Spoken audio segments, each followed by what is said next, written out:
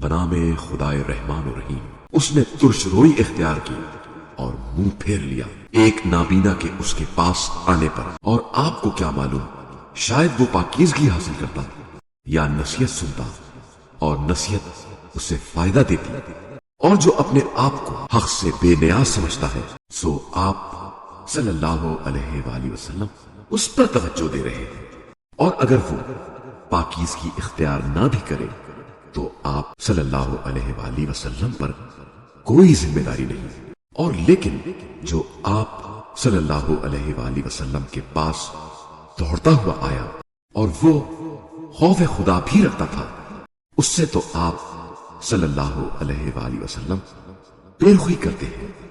ایسا درست ہرگز نہیں۔ یہ آیات یقیناً نصیحت ہے، بس جو چاہے انہیں یاد رکھے۔ یہ محترم صحیفوں میں ہے جو بلند مرتبہ پاکیزہ ہیں۔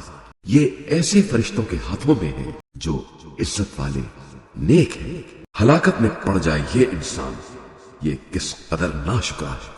یہ نہیں سوچتا کہ اسے اللہ نے کس چیز سے بنایا ہے۔ نطفے سے بنایا ہے، پھر اس کی تقدیر بنائی، پھر اس کے لیے راستہ آسان بنا دیا، پھر اسے موت سے دوچار کیا، پھر اسے قبر میں پہنچا دیا، پھر جب اللہ چاہے گا اسے اٹھا لے گا۔ ہرگز نہیں، اللہ نے جو حکم اسے دیا تھا اس نے اسے پورا نہیں کیا۔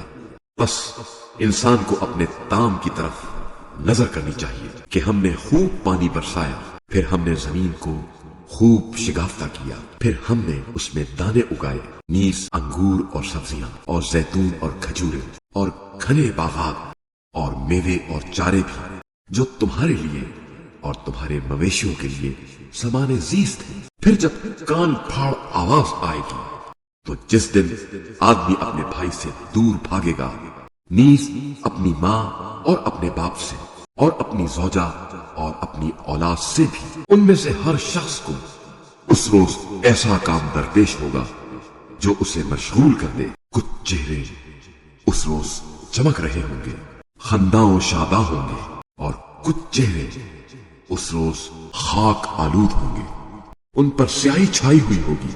یہی کافر اور فاجر لوگ ہوں گے۔